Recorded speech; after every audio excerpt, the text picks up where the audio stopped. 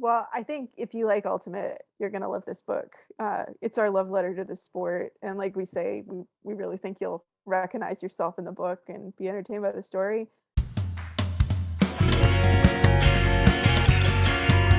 Subscribe. Subscribe. Buy the Or book. else. Buy the book and subscribe. This link and this link.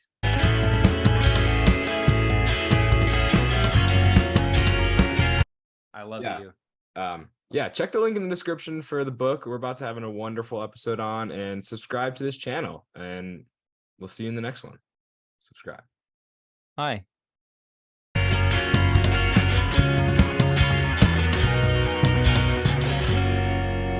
I'm open. Welcome I'm to the I'm Open podcast with not Sam, but Andrew, Joe, and Ryan. And we're here to talk contested strip, but not the one from Big Truck. I was told to say that joke because Sam came up with it and he could not be here. And now it's kind of lame because Ryan just made that joke too. So Sam, not original enough, but we are here with Megan and Meghan. If you want to introduce yourselves and tell us a little about what you do. I'm Megan. I'm Are you also guys- Megan. I'm also Megan. I'm Megan with And are we an H. supposed to say, and we're open? Yes. That would Yeah. be great. Yeah, go for it. Okay, let's try again. I'm Megan. I'm Megan. And we're open. Let's go. Oh, Really good. natural, Really so good. natural. It was That was amazing. so Yeah. smooth. Yeah. That you'd be surprised, but that's way better than like almost every guest we have on the pod. And you know what? In reference to what you said earlier, no one wants this book to succeed right now is more than Truck Stop, because they want this to be the contested strip everyone is talking about. So Exactly. I think they're our number one fans right now. Should be. Yeah. I met a Truck Stop dad at Nationals, actually, Ben Ort's dad. Jeroen Oh. Ort from Amsterdam, came all the way from Amsterdam to watch his son play. And he read the book. We had a nice little conversation at Nationals. So that was kind of cool. Shout out the Orts. Hell yeah. Yeah, The Orts. I love them. I love them. Yeah, Joe, didn't you run into his parents? Or you ran into the Orts at a Breeze game one time? I ran into to A-Roy's family at a Breeze Oh, game. okay. I'm getting it I mixed think up. the story about the Orts is the owners just hear me yelling Ort a lot at those games. Nice. Aside from that, we are here to talk about one more year and contested strip. And so usually we just have our guests come on and give a little background about themselves and their Frisbee experience and the content that they make, if they make content. So yeah, how did contested strip start and how did that lead to one more year? The other Megan and I'm going to call her Bacon. It's easier. Frisbee nickname. Oh, yeah, we have Frisbee nicknames. Yeah, we should yeah. clarify. Anyway, we you don't wanna ever just, call like, each other tell us Megan. how to refer to y'all by? I Yeah. assume Roe and Bacon. that's probably easier. Unless you want to like Yes. enunciate the H in my name or something like that. Anyway, I met Bacon in Los Angeles. We both played Ultimate there for many, many years. Probably met at Summer League. Probably. Yeah. And well, Bacon, you want to tell the rest? Yeah, sure. So I also I want to start out by saying that I am from like the most pickup game ever. That was my intro to Ultimate. I moved to North Hollywood in 2008, and I had one friend in Southern California because I'm not from there originally, and she went to a pickup Ultimate Frisbee game every Wednesday. It was 14 on 14, no stall count, no out of bounds. It was just the most chaotic, pure version of the game you've ever seen. But no cleats, no one had cleats. And that's actually how I got into playing Ultimate. And it was my gateway drug to like more serious pickup games at eventual summer leagues where I met Roe and even a couple club teams here and there. So that was my start. And then I'm also an artist professionally. I work in animation, but I draw comics on the side. And I was doing like a webcomic for a website called Autostraddle. And after a while, it became clear that I'm not a very good spell checker or editor type person, and I thought of the smartest person I knew who also liked comics, and that was Roe. And so I would ask Roe to like look over like the editing of some of my comics, and she's very, very good at it. And then I made this comic about rainbow shorts in Ultimate that wasn't an Ultimate Frisbee comic per se, but I wrote about Ultimate and the prevalence of rainbow shorts. And it went viral in the Ultimate community. This was many years ago, probably before you guys were born, but it was it went viral, and people liked it. And then Elliot Trotter from Skide magazine. Do y'all remember Skide magazine? Were you around for that? Vaguely. I love how much we're They're dating ourselves here. babies. They're babies. Anyway, there Yeah. used to I appreciate be... that. I appreciate that. I'm turning 26 in 2 days, and no one says that to me anymore. So Oh my. I we're gonna say it to you. We're gonna say it to you. thank Oh, you. man. I appreciate that. But anyway, there was a media outlet before Ulti World, or maybe around the same time the Ulti World came to be. There was a competing Ultimate media company called Skide, and they commissioned us to write a couple Ultimate Frisbee comics. I didn't want to do it by myself, so I asked Ro if she would be interested in like collaborating on some comics with me. And we got together, we had a brainstorming session, and it was pretty clear early on that we would have like a really good rapport, and we thought the same things were funny, and we had a lot of the same references, and we're just both nerds who love Ultimate and comics. So that's kind of how we got our start. Great Amazing. intro. Yeah, that was awesome. Cool. So do you guys still kind of play Frisbee, or is it more of just like a pickup casual setting? She just won a national championship actually not so long ago. And Oh, Beach damn. Ultimate Yeah. Asterix Grandmasters. We don't do I'm not telling. asterisks here. That sounds like a None of title us, to me. none of us have that type of championship. Y'all are still a decade away from even being masters. Oh no. That's horrible news. Anyway, yeah, I didn't play this season. The reason why is really funny. You're not allowed to bully me about it. It's because I was playing pickleball instead. I also Bro. didn't play. I was this gonna try to season. reach for Uh-huh. my paddle. That's usually like right over here. So don't worry. I like pickleball too. Okay, good. My excuse Yeah. is that I didn't really feel like it. So we're it's a much worse excuse. Well, you're also in a band, so like that's I'm pretty busy cool. I'm busy with other stuff, but yeah, Nice. more power to you for taking a break. I feel I'm sure you're in like a rock band, but one of my favorite Ultimate Frisbee discussion topics is which section in the marching band would win in an Ultimate tournament. Like if you had a team full of all percussion, all low brass, all woodwinds, all whatever part of the band, the strings that I forgot, or like an orchestra, who would win? In my like, head, I there's went a- straight to like the tromboners, like because they have The to low like brass. the long arms, but also have like Yeah. that huge lung capacity, and they got to just carry think- it all around. I think the core strength from the tuba players has got to be like unbelievable. And I don't know how well that skill set translates necessarily, but I feel like that would be important. Do I don't you know know. who Ultimate's most famous tuba player is?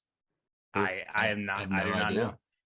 Gonna blow your mind. It's Chris Mazer. We talked about him before we started recording, but he was actually a tuba performance major in college. Unbelievable. It's like I'm making it up, but it's true. Maybe it does translate then. Yeah, I'm maybe onto it something. does. I was thinking one of those big sideways drums when you're hitting it like this. That's kind of like a flick. Mm. I like what you're thinking, Joe. That makes sense. That's what I'm thinking. What That's what do y'all have? I feel like you have an answer to the Yeah, Ro. question. Well, I was just gonna say that's what I did in band in high school. Is a lot of auxiliary percussion. But I think I don't know the real answer to this question, but I feel like your like O line comes from the woodwind section. Yeah. And they're Mm. intimidating. They're They're the good at what coolest. they do. I don't fully understand them, but I feel like that's where they come from. I'll tell you the problem with the woodwind section is that Tell me the problem. flute players are from a woodwind. The flute players are your like perfect, well-timed offense. Clarinets can kind of fit into the system, but then you send it to a saxophone player and suddenly you have a hammer 20 yards out of bounds. Like saxophones, just they're not going to be able. They can't keep it together. They don't have the discipline. They want to wildly solo. They don't fit in with that offensive scheme, in my opinion. I like that. That's a good analogy. That's good. Yeah. I could say that because I was one. I would never say it. I would never. Yeah. Love that. So we Alright. kind of got a good look at how y'all met, but then what led from, making, so you started Contested Strip, and then how did it get from there and escalate all the way to a novel or a graphic novel? Well, Bacon, I think in like maybe like late 2019 or early 2020, like right before the pandemic, she came to me with an idea for an original fictional story, which isn't really something we've done before on Contested Strip, about a guy named Clint who's a really good frisbee player, but has like inexplicably never won a tournament and thinks he's cursed. And I thought it was a really great idea for a story, and she also like had an idea for all these other characters. So we were thinking, yeah, it would be so cool. We can write like this like 22-page little comic book. Everyone's really, really gonna love it. But as tends to happen when Bacon and I talk about something, is it does just like explode out of control really, really quickly. So yeah, we quickly realized that we wanted to do like something pretty huge. I think like a lot of graphic novelists, it's a real cliche and we fell face first right into it, but like your first graphic novel, you kind of don't know how big it's going to get really fast. But yeah, we basically like sat down together and we didn't just write the book together, but we like storyboarded the whole book together.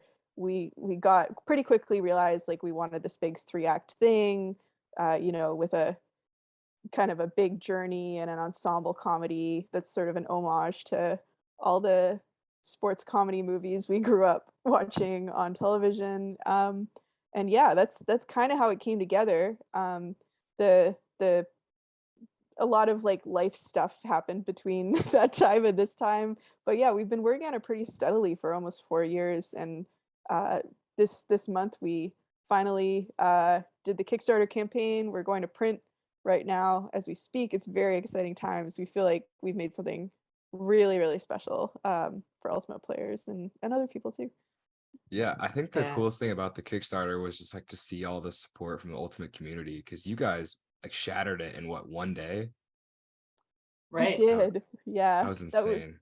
that was not what I expected. Like I expected I was going to be like calling everyone I knew begging for dollars at this point, and it was just one of the happiest things like my whole creative life was just how everyone really like was there to back us up with this thing and wanted to read it, and it's wonderful. That's awesome. Yeah, I see, mean, see. Oh, go ahead. no, I was gonna say it's unlike anything I've seen before in the frisbee world, and it's like just such a beautiful work of art, and also I feel like encapsulates frisbee culture pretty well. Oh, thanks. So I don't know. I feel like it makes sense. There just aren't even many books, let alone short ones, let alone graphic novels about frisbee. So it's pretty cool. Yeah, I Yeah. guess I totally agree, Joe. And like I think something I noticed just on the first few pages was it just really you could feel that the writers and the people involved like knew frisbee very deeply. And I think that's something that a lot of people who play frisbee are kind of starved of almost in a way. Like, do you guys get that same sense?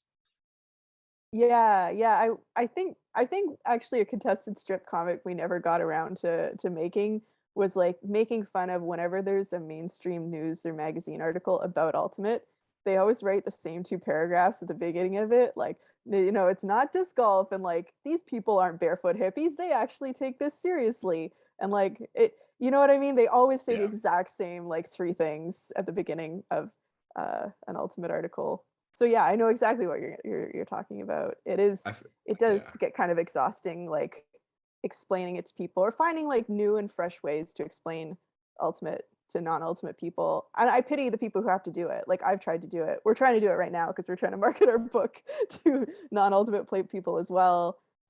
We've made a big effort to write the book so it's accessible to non-Ultimate players, and not just accessible so that like they think it's awesome and kind of get pulled into the world. But yeah, it is really tough to explain Ultimate concisely to non-Ultimate people in a way that doesn't make you sound like you are in a cult or lying or something like that. Yeah. Yeah, having I definitely having to oh, go ahead, explain Ryan. that frisbee is not disc golf is just the most common thing that I think all of us like Yeah. just like like explaining to like cousins or just friends Yeah. or people that you just meet, and it's just like you'll be talking about the thing you did over the weekend, and then they're like, oh, so like you worked up a sweat, and it's like, yeah, and they're like just throwing it into a thingy, and I'm like, nope, nope, nope. Is it the thing with the dog? Mhm. Like Yeah. Airbud. It's Yeah. crazy that there are probably more dogs catching frisbees on Sports Center than actual Ultimate players. It's Oh my like, it's gosh. pretty sad. Well, that's a real sport. It's a different sport. It's like, Mhm. like a lot of respect to the dogs and the people who throw to them. That's a whole other thing though. But yeah, it is people who are curious about Ultimate. They often seem disappointed that there is no dog to be seen. Mhm. One thing, During or sorry, go ahead. Oh, it's okay. Just during the pandemic, there was a time where I was walking in a park and there's a disc golf course, and just out of sheer spite and my own personal humor, I walked up to a disc golf guy and asked them like, "Oh, you playing some Ultimate there?" and did like the exact reverse of the conversation and didn't give up that I wasn't wearing any Ultimate paraphernalia for once, and it was Oh. deeply hilarious to me. And I was like, "Good luck with your frisbee football. Bye." Yeah, That's perfect.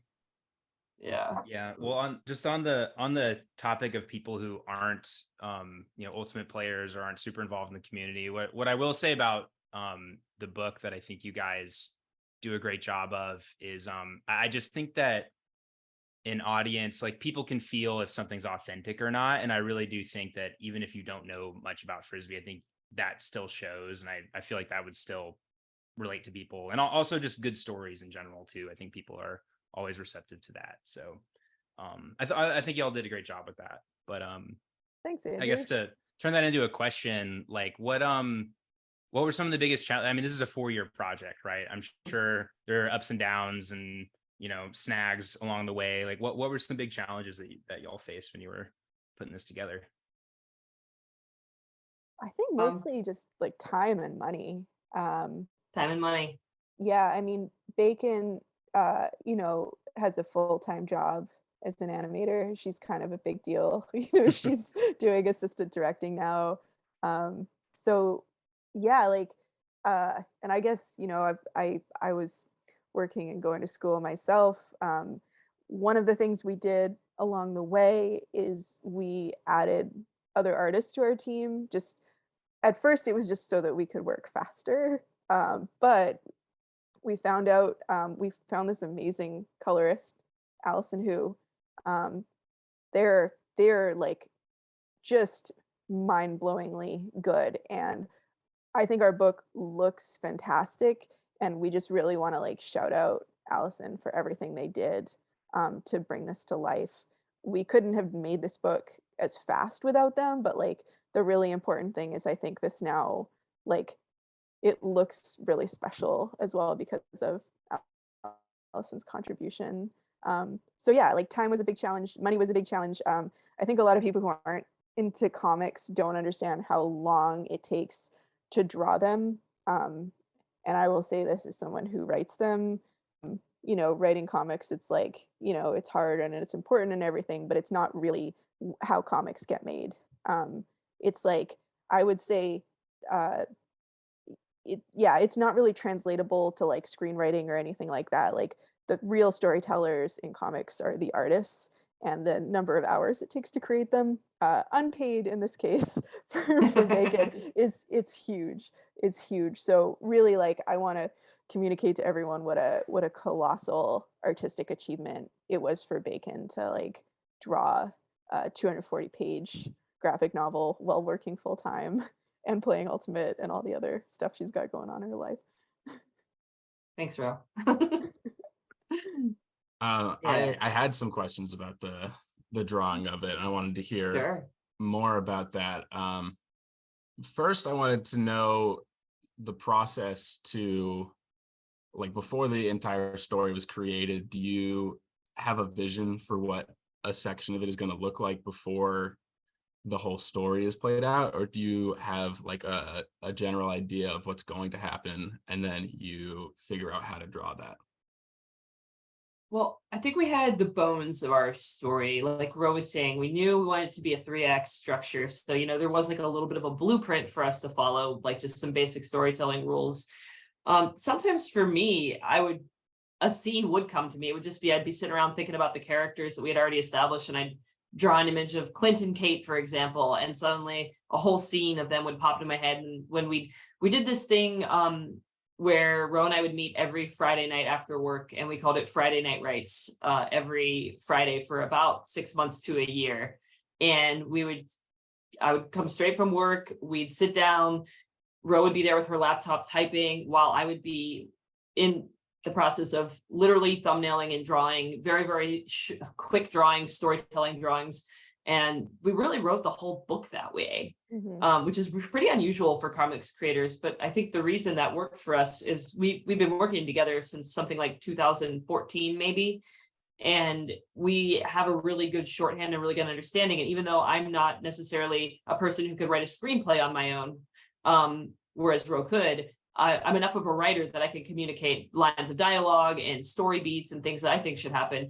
And even though Ro's not necessarily an artist who can draw, she has such a strong understanding of visual language and visual storytelling that she'd be able to communicate with me how to tell the story visually and what would be working, what wouldn't be working, where we need to add an extra beat in the pacing, where we can consolidate. So it was super valuable having us like both in the room doing the like writing and the thumbnailing, which I want to emphasize, we probably finished the writing and the thumbnailing in like the first 6 months of the whole book. But then, as she was alluding to, the actual like drawing and bringing it into the computer and adding all the lettering and the colorist, all that stuff takes so much time. And you probably also noticed that it's like a book with a lot of characters, because it's an ensemble cast. So, there's a lot of panels where you have like all 13 members of the team together or more. And it was kind of ambitious storytelling wise to have that many people in the book. But one of the big reasons why we didn't make this about Grass Ultimate is just you don't have to draw as many people when you're on a That was team. seriously the whole reason. Like, well, That's we could funny. release the grass version where we just color all the sand green, but yeah, it was too many people to do grass, so we kind of stuck to what we both know because we played a lot of Ultimate in Los Angeles together. So we made it about Beach Ultimate because we thought we could have a much more intimate relationship with every player on the team and tell a little bit of everybody's story. Wow, that's so interesting. Do you have favorite characters, either to draw or just as a person? Ooh. Do you have a favorite character to draw? Well, I guess that was I've been more thinking for about. No, that's a Bacon. great question. Oh man. Well, I like drawing Nadim a lot because he's always kind of very demonstrative and he's always kind of like just I like the poses. I like drawing Modulus because I like his face shape and the way he plays frisbee. If you notice, sometimes I always like to make him in like kind of weird, like sort of awkward, but also very athletic poses because he's a cutter and a receiver. Kate, I really like drawing Kate because I like drawing muscular women and she's always kind of angry. So I like all the like kind of mean aggro expressions that I could do with her. And I tell people that she's like my inner like ultimate player is I'm also like a very competitive aggro person, even though I might not always see it on the surface. It's how I feel on the inside. So I think I have a little bit of Kate in me. What about you, Ro? Do you have a favorite character?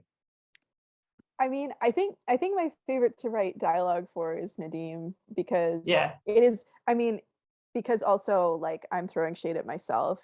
I think I basically put all my worst tendencies as a coach into him, over talking and coming up with lists of things. And the way he speaks, I think, is the most similar to how I speak. So it's the funnest way to like put in lots of jokes and, inside jokes I have with Bacon and with myself are easiest to put into his dialogue.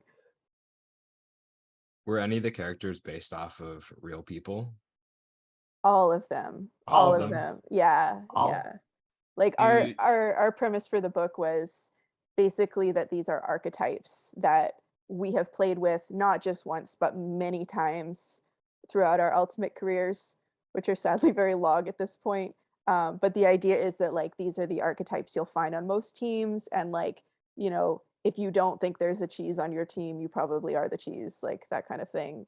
And also the idea that you can be all of these people at different times during your life, you know, like we've all had that team where we're the noob, and we've all had that team where we're like the old veteran whose knees don't work anymore.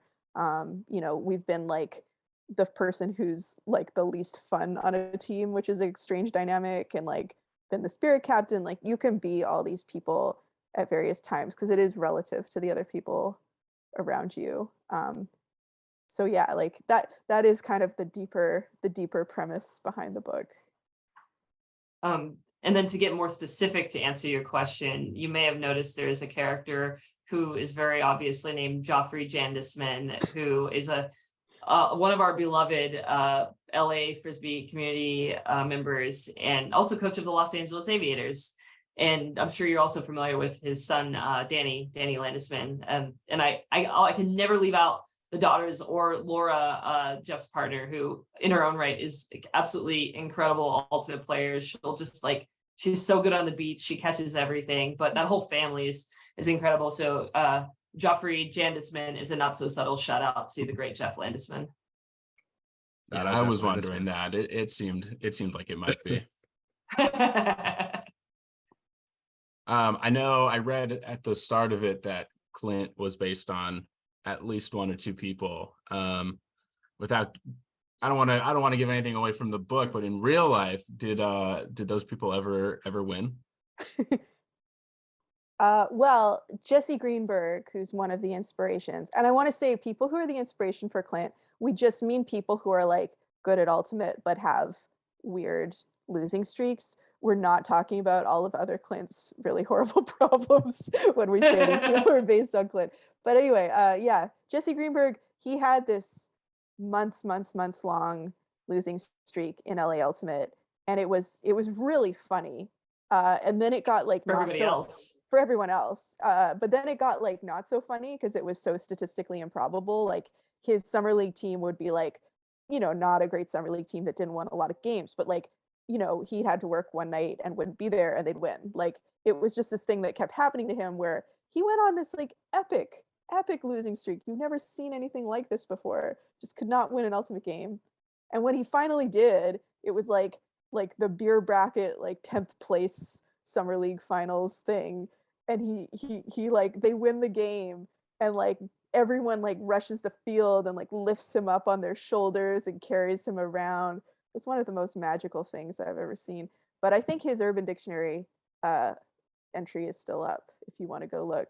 A Greenberg we entered as an unimpressive victory because Yeah. And for me, a lot of the inspiration came from, I watch like a ton of sports. So I think of people, one of you said you're in DC, so you're probably familiar with Alex Ovechkin, right?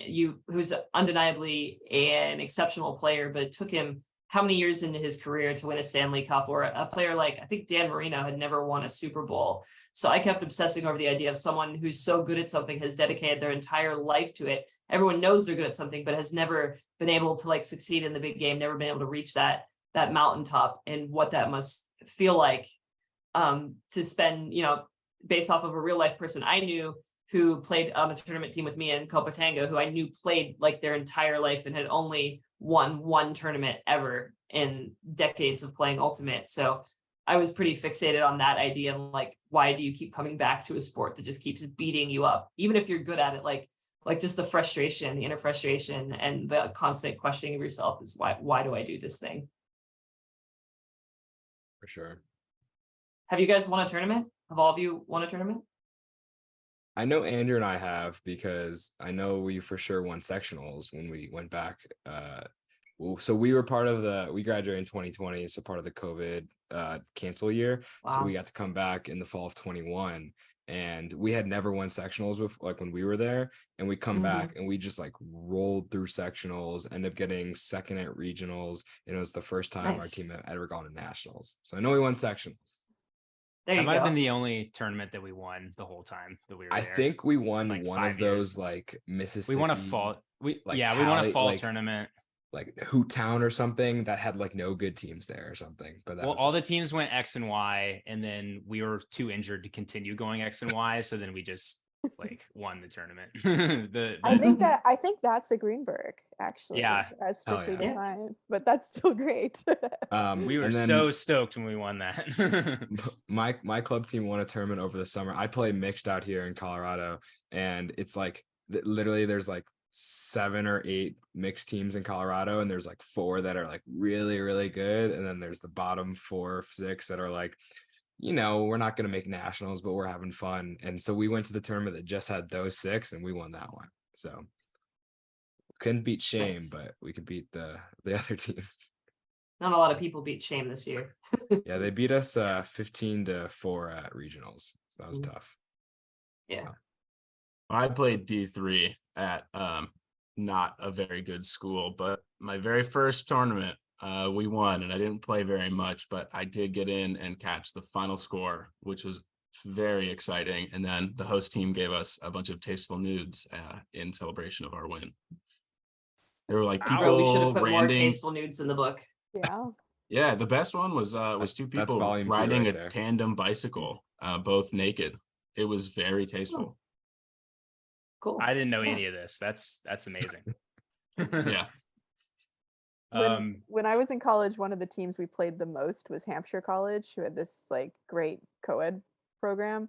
And for their fundraiser every year, they made a nude calendar of their team where just like discs were covering their, secret areas. But it was a real highlight. Like I bought one every year. They were so funny. I am almost 100% sure that Hampshire was the team that hosted this tournament in Amherst. Yeah. Yeah, I'm so sure that was the tournament that I was at.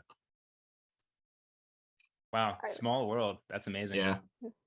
I just thought of a great idea. We should do like a fundraiser or something and get like all the AUDL players to take like tasteful nudes and then have like a calendar or something and like raise it for some charity or something. I think that'd be a great idea. And I think a We lot of already- fans in the Ultimate community would buy that. Comment if you Your would version of the buy body one. issue. Oh Yeah. my God, Yeah, bring all her the of body us. issue. Bring her the body issue. Yeah. Let's go. That'd be great. I'm here for it. Yeah, we could see if we can get that rolling. I guess do we have any more book related questions, or do we just want to talk about naked frisbee players? I like the latter. Is there anything about the book that you guys want, people who maybe there's someone listening to this podcast that's in high school or something that doesn't have a Twitter or social media that doesn't know anything about the book? Like, what would you tell them, and why would you tell them to go buy it or go read it? Well, I think if you like Ultimate, you're going to love this book. It's our love letter to the sport. And like we say, we really think you'll recognize yourself in the book and be entertained by the story. Really, though, this is our sports comedy masterpiece, the same way, like, you don't have to know about hockey to watch the Mighty Ducks or something like that. Yeah, we think this is a really good book. It's on Kickstarter right now. You can pre-order it right now. Oh, there it is. There's a copy right there. We'll put the link If in the you're- description yeah. below. If you're watching this, it's thick. That's my endorsement of the book. That's why you should buy it. Yeah. Hell yeah. It's 240 pages of ultimates and ultimate story, a lot of fun characters. And yeah, if you like things like Ted Lasso or Haikyuu, even, like we did draw some inspiration from a lot of sports manga and sports anime as well in this book. So yeah, if you're into any kind of sports comedy, we think you would enjoy it. Yeah, I don't know. It's good, but don't take our word for it. Or do I don't know. Yeah, please do. Please do. Yeah, take our please Please word for actually it. do take our word for it. But I think we Yeah. stand behind it, and Yeah. yeah. If you made it this far in this video and you haven't already supported the Kickstarter, go close this video and go do that. That's what we would say. That's what we're saying. Thanks. sure. Yeah.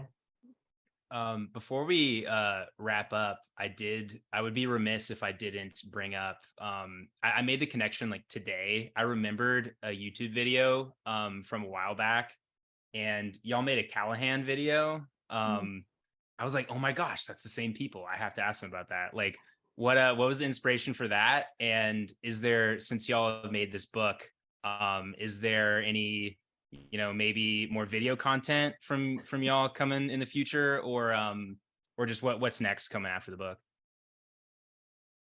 Oh, what's next coming Well, after the book? Well, as far as I'm concerned, I'll tell you what we told laying it out. We're still eligible for a Callahan as True. far as we're concerned. Please submit us, and we still have it's a parody of probably the best Callahan video ever, in my opinion, which if you're familiar with Jesse Schopner's Callahan video. So we're just emulating the best one, but it was really fun to make it, and you're in for a treat.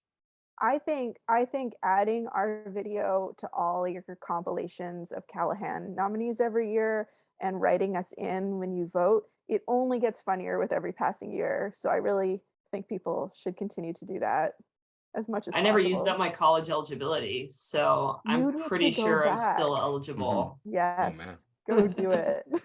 When Like I some saw the extra video, COVID years, throw those in there too. when I saw the video, it reminded me much of Sam, Andrew, and I went to Tulane, and he's kind of a wizard when it comes to video editing, and he's made a couple funny Callahan videos. One specifically, the first one he made was for Chance Cochran. It was actually a lowlights video, so it's just like 7 minutes long of just all lowlights, and then at the end it's a good highlight. And then Chance had an actual one, and then the best one he made was our former captain Zach Carpin, who his nickname in college was Carp, and it's like a minute of like really good highlights and then like 5 minutes of just koi fish in a pond, and it was like Not picked even up on carp fish. Ultiworld, and it was like 3 out of 10. They yada, wrote yada. about it. Yeah, they Yeah, wrote they're like, about about it. this is one of the worst videos I've ever seen.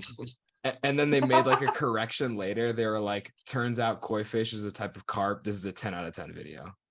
Koi fish are a type of carp? Yep. They Yeah, changed Oh, the I didn't post even know effect. that. I thought it was funnier that he didn't put carp fish in there, but I guess I didn't even know what a carp fish looked like. It was well done. Also, Ryan, you're being very modest. You are also a Callahan nominee. So we have 2 Callahan nominees in this video right now. I am a Callahan nominee, and there's about 6 seconds of me in the video and about 5 minutes of not me in the video. It's literally Tanner Johnson's Callahan video with Ryan's go ahead, Ryan. So the whole video is Tanner Johnson's video, like music and everything, but then every time there's text on the page that says like UMass, Sam just like covered it up and says Tulane, and then every time a reporter or someone says like Tanner Johnson with the sky, Sam just goes Ryan Lieberman with the sky. And if you like stupid parody videos, yeah, it's a good one. I don't know if Ultiworld picked that one up. Did they write it? They did not. One? No. No, but Bummer. I remember I posted it on my social media, and like I had a bunch of family members who know nothing about free, because I posted it like it was a real thing, and I like, thought it on was Facebook, and they were like, "Congrats on being awarded! This is so cool! I'm excited for you!" And none of them clicked the video, and if they did, I don't think they, this guy is 6'4" and I'm like 5'10". Like, yeah, no. I was also in Justin Burnett's video. Company. Yeah, I was in Justin Burnett's video on the sideline wearing a Tulane jersey that was not mine, but I drove with them to Tallahassee, and I got in the video standing on the sideline. Dang. So we've got 3 people that were at least involved in a Callahan. Well, you all were. I'm the only one, I think. Dang. I'm sure you made the cut in Carp's video at some point. Maybe when he was like scratching his beard at practice. I think I'm probably the best bet is I'm getting skied somewhere in someone else's Callahan video, but probably who knows? So yeah, we'll link those videos down in the description and we'll share it with you guys. I'm sure you guys will like it. So awesome. All right. Well, do we have any closing thoughts? Buy the book, go to the Kickstarter and support it. I can attest it's great. I read it in like 2 days. I really enjoyed it, and I think you all will too. Thanks, Yeah. Joe. Cool. I'm I open. stand that. I'm open. There are. Oh, okay. No, No, go go ahead. ahead. You go. Because one more thing. I was gonna say there are only 20 copies last I checked of the collector's edition left on Kickstarter, because we're doing 2 print runs. If you want it by the holidays this year, there's 20 copies left, so go snag them. And thanks for having us on. Yeah, you heard it here first. Yeah, Go thank get you them. so much. I'm open. I'm open.